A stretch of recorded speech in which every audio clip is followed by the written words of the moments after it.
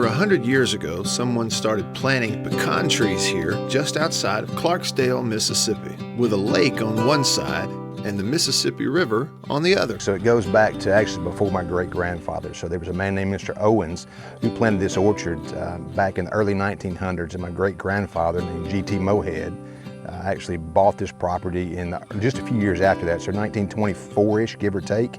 And so we're 2024, so you're looking at pecan trees that are over 120 years old, and then this is the fifth generation to be involved with it. Lending itself to the naming of this pecan farm is the lake it sits beside. Moon Lake Pecans. So a little history behind Moon Lake Pecans. So my stepdad started farming pecans here on the island back in about 2016.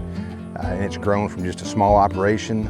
My son is the fifth generation to be actually involved in some way, shape, or form with pecans out of this orchard. Oh, absolutely, over 100 years old, yeah. So there's several smaller ones that you'll see around you that have just been planted in the last few years, because when you get trees that are that old, obviously there's rot and there's wind damage and things that happen, but these big tall trees you're looking at around have seen a lot of years, and a lot of tornadoes and ice storms and everything in between them, and it's still bearing pecans. By the time the nut goes from the tree to what actually gets put in your mouth, it's at least 7-8 steps to get it from there, because it has to be grown, has to be shaken, has to be picked up. So he's on the harvester right now. So that first process would have been the shaker, the hydraulic shaker. So instead of having people hand harvesting pecans, this is the harvester here.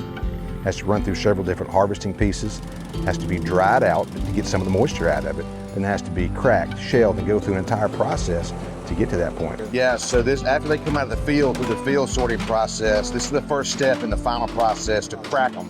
And then we move to different steps after that. They'll start dropping here in a minute, coming right down.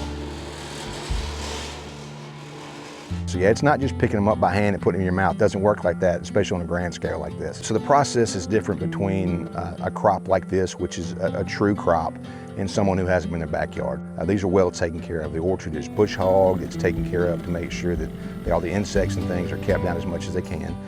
These trees are so big that they have to come in with a crop duster and actually do the fertilization and the insecticides and things that you have to keep the product at its optimal and keep the trees bearing the number of pecans that you need. So this humid climate that we have down here, warm climate, is really what you're looking for. So that actually makes these trees actually produce very, very well and thrive. It doesn't get any better than freshly picked pecans right here in Mississippi.